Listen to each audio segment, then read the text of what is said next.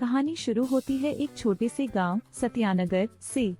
यह गांव अपने प्राकृतिक सौंदर्य और शांतिपूर्ण जीवन के लिए जाना जाता था। वहां के लोग सरल, मेहनती और अपने मूल्यों के प्रति समर्पित थे। लेकिन हर जगह की तरह सत्यानगर में भी अच्छाई और बुराई का संग्राम चल रहा था।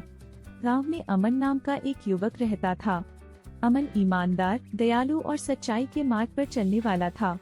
वह गांव के स्कूल में बच्चों को पढ़ाता था और समाज को सुधारने का सपना देखता था। दूसरी ओर रघु गांव का सबसे धनी और प्रभावशाली व्यक्ति था। वह छल, कपट और झूठ का सहारा लेकर अपना स्वार्थ सिद्ध करता था।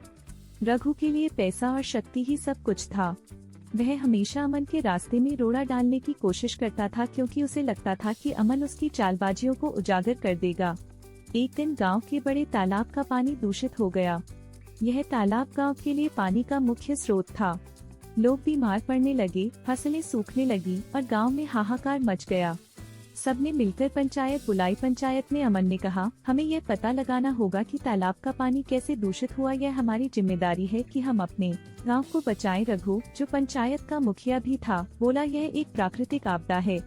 हमें सरकार से मदद मांगनी चाहिए। इसका समाधान हमारे हाथ में नहीं है। लेकिन अमन को शक था कि रघु के कारखाने से निकलने वाला कचरा तालाब में गिर रहा है। उसने निर्णय लिया कि वह इस सच को सबके सामने लाएगा। अमन ने गांव के कुछ युवाओं को अपने साथ लिया और रात के समय तालाब के पास छानबीन शुरू की। एक रात उन्होंने देखा कि रघु के कारखाने से निकलने वाला कचरा चोरी छिपे तालाब में फेंका जा रहा था। अमन ने यह सब अपने कैमरे में रिकॉर्ड कर लिया। अगले दिन वह सबूत लेकर पंचायत में पहुंचा। उसने वीडियो सभी को दिखाया। गांव वाले यह देखकर हैरान रह गए। रघु ने पहले तो इसे झूठा बताया, लेकिन सबूत इतने मजबूत थे कि उसके पास कोई जवाब नहीं था। रघु ने सोचा कि अगर वह अमन को रास्ते से हटा देगा तो उसकी सच्चाई सामने नहीं आ पाएगी। उसने अमन को धमकाने की कोशिश की, लेकिन अमन डरा नहीं। फिर रघु ने गांव में अफवाहें फैला दी कि अमन झूठा है और उसने यह सब केवल मुखिया बनने के लिए किया है। गांव के कुछ लोग रघु के झांसे में आ गए, लेकिन अमन ने हार नहीं मानी। उसने फैसला किया कि वह इस लड़ाई को कानून के माध्यम से लड़ेगा। अमन ने रघु के खिलाफ अदालत में मामला दर्ज किया। यह लड़ाई आसान नहीं थी।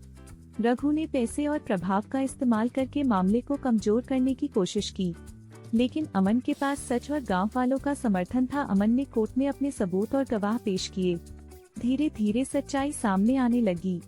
गांव के कई लोग जो पहले रघु के समर्थन में थे, अब अमन के साथ खड़े हो गए। कई महीनों की लड़ाई के बाद अदालत ने फैसला सुनाया कि रघु दोषी है।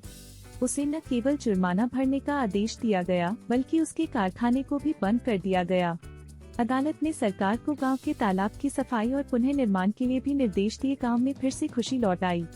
लोग अमन के साहस और दृढ़ता की तारीफ करने लगे।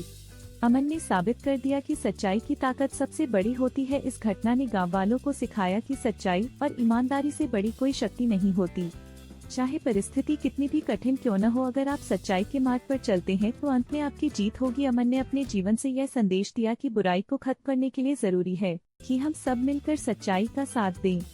यह कहानी न केवल सत्यानगर की है, बल्कि हर उस जगह की है जहां सच्चाई और झूठ के बीच संघर्ष होता है।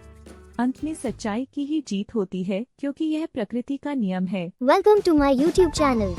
I thank you for watching the video. Like my video and subscribe my channel or press bell icon so you will get to see new videos daily. Thank you so much.